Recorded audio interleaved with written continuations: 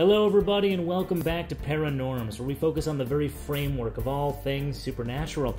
You know, oftentimes throughout insomnia, I would reference what I call the Big Five: cryptozoology, UFOs, conspiracies, bizarre events, and of course, ghosts and hauntings. And today, we're going to be looking at the fourth category mentioned.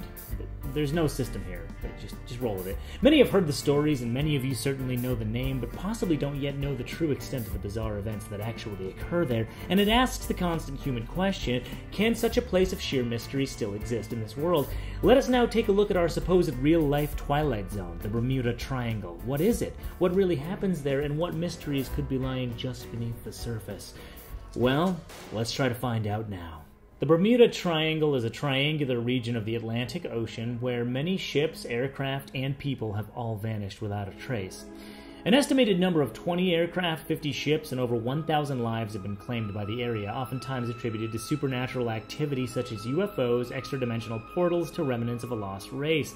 The boundaries are oftentimes subjective, but have mostly been loosely defined as around 500,000 to 1 million something square miles. The actual name Bermuda Triangle was coined in 1964 by writer Vincent H. Gaddis, and the area has gone on to spur all sorts of stories throughout the years to follow. One of the earliest documented occurrences of strange activity in the area was in 1492 by none other than Christopher Columbus.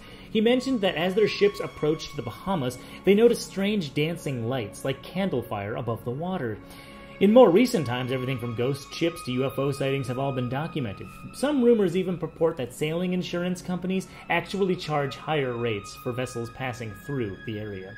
But let's take a look at one of the most infamous cases known to have occurred there: the disappearance of Flight 19. On December 5th, 1945, what would be a routine navigation exercise would turn into a tragedy. What's worse is the supposed bizarre events that transpired amidst the chaos.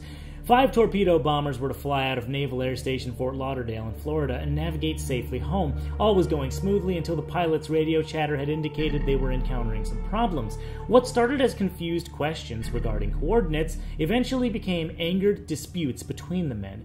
Command had issued orders, but they were promptly ignored by the disoriented pilots. They never made it to their destination. The 14 pilots were feared dead. A final message was received indicating they may have been preparing for an emergency landing. Immediately after, a search crew was put together with all ships and aircraft within the vicinity alerted.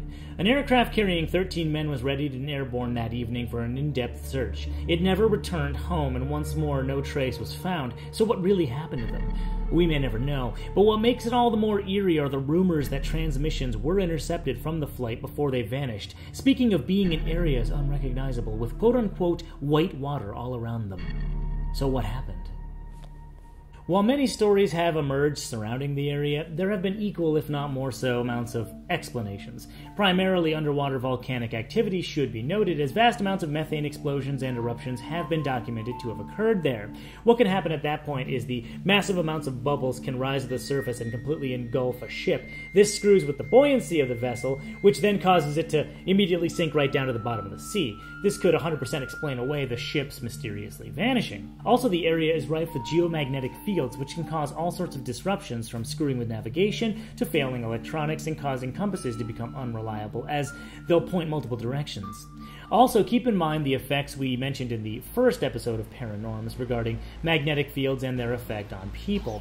This could explain the idea of people sighting ghosts and UFOs, and perhaps even could influence them not making the most sound decisions. But did you know that there's another area of the world where bizarre events similar to this occur? An area with a lesser known, but apparently much more sinister reputation.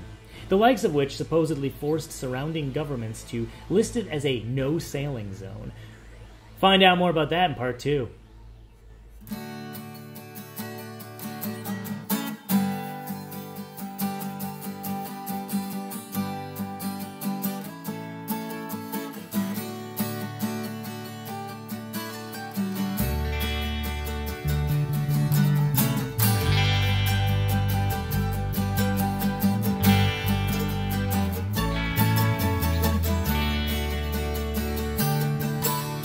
This is the story of a man lost at sea. This is that song for the maiden of me. Ships sent from harbors to great lands afar. The oceans are